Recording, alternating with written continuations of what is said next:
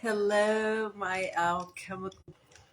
It's Larana, live from the very center of the universe. Canton, Ohio. Yay. And it's time for Rose Garden Radio, um, which is a show dedicated to helping people shift from 3D to what we call 5D, living fully from our hearts and manifesting our dream lives. And it's all possible.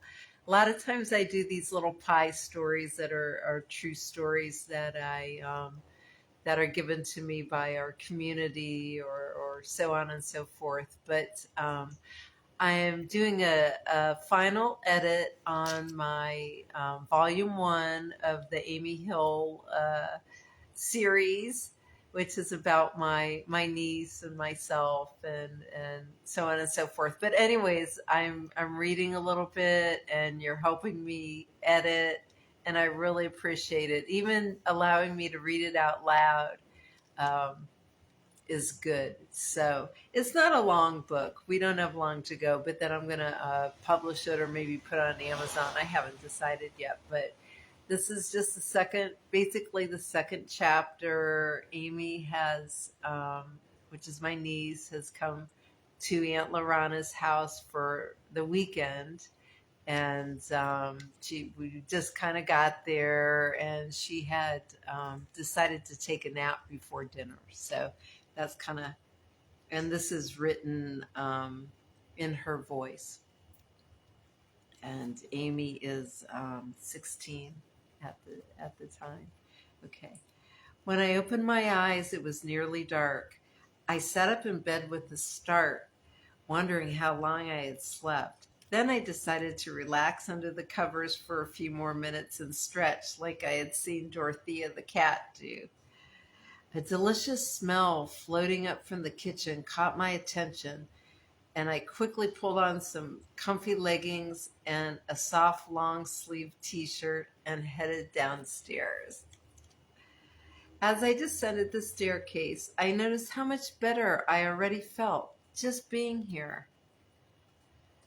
Honey, you have perfect timing. I was just about to come up and tap on your door, Aunt Larana said over her shoulder as she reached into the oven and pulled out an ancient-looking terracotta dish covered in foil.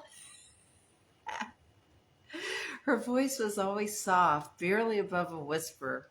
It's baked ziti, one of your Graham's favorites, she said, setting the dish on top of the stove.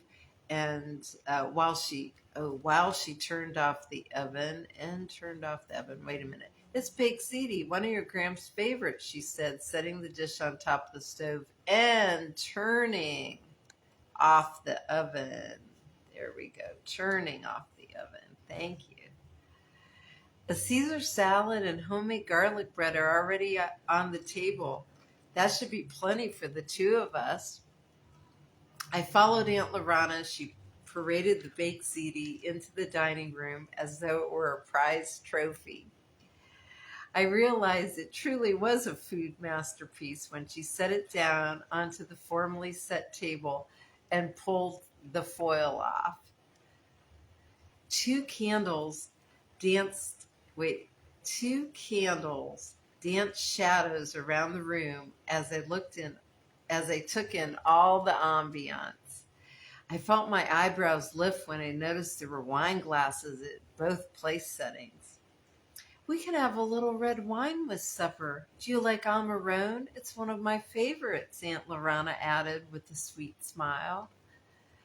Aunt Larana, I don't know. I'm only 16. I'm too young to drink wine, I said, feeling nervous. That's nonsense, Amy. Wine is a part of our heritage. When your great-grandfather came to America from Calitri, Italy, he made barrels of wine for the whole family in his basement. I remember crates of grapes shipped from California stacked outside waiting to be pressed. And when your mother and I were growing up, we had pasta every Sunday, and we were allowed to have a little glass of wine then if we wanted to. diluted with 7 Up, of course, my aunt reminisced. Could you go downstairs to the wine cellar and grab a bottle of Amarone? I think you will like its rich texture. When you come back, I'll show you how to uncork it, too. We put two,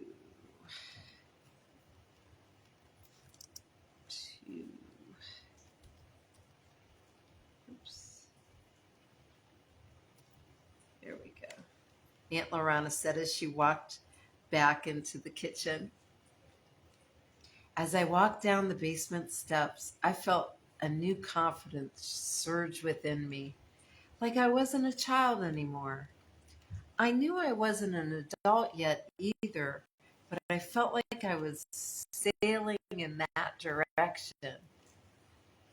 After my successful wine key lesson, Aunt Lorana poured a splash into each of our glasses. I still dilute, she says, reaching for the water decanter and adding a large portion to our wine. It's like a very light tonic made this way. I like to take little sips and enjoy the flavor while experiencing the true healing benefits of fermentation, Aunt Lorana said, taking a small sip. I should say, while taking a small sip. Oh, maybe taking a small sip. Okay. Well, okay. I guess I'll try it. I don't know if I'll like it or not, though. I put the glass to my lips and slowly took a little sip. Slowly. What do you think? Aunt Lorana asked.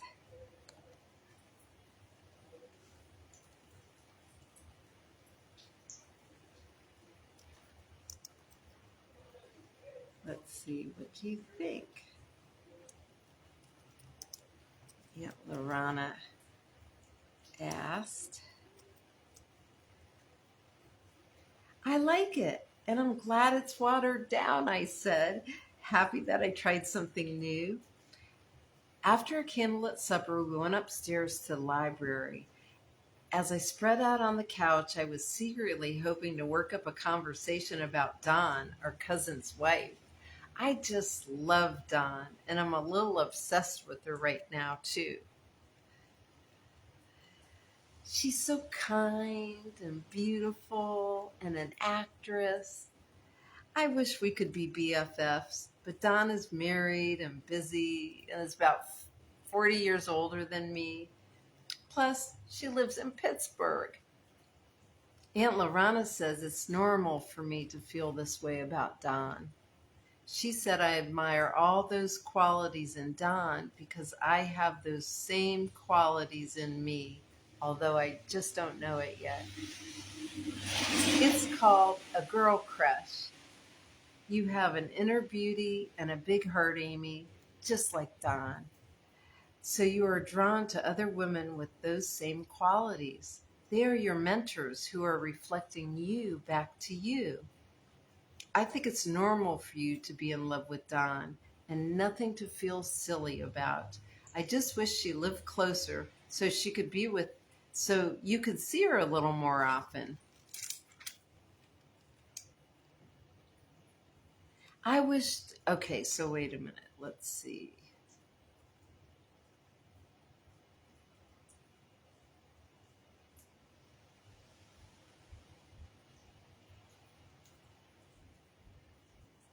Oh, I'm going to say she told me,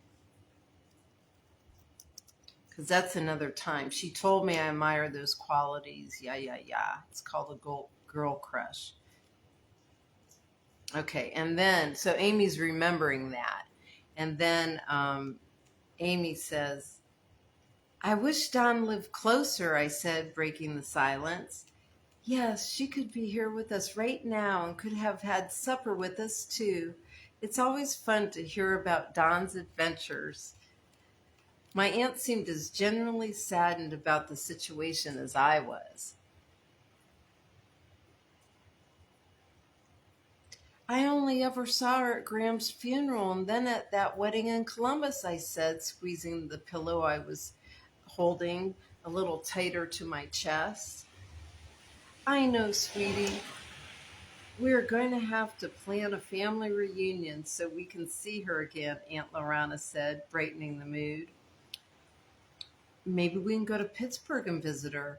I'd like to go on Jay's boat. It looks like so much fun, I said, wishing deep in my heart that I could see Don again. Later, after the evening wound down, we said our goodnights and returned to our bedrooms.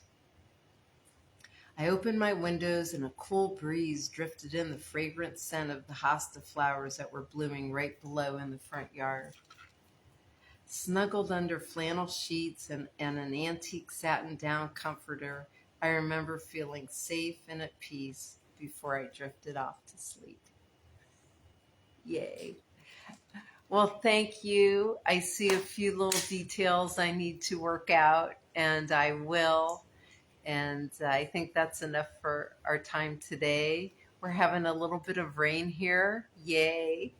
So I'm not going to have to water my all my flowers and everything, my front yard today. And no bike ride either, but that's the way it goes. Anyways, I love you all. Thanks for joining me. It's been a fabulous week. I hope you've had a great one and you're ready for another one because it's coming. Anyways, love you all. And until we're together again, you take good care.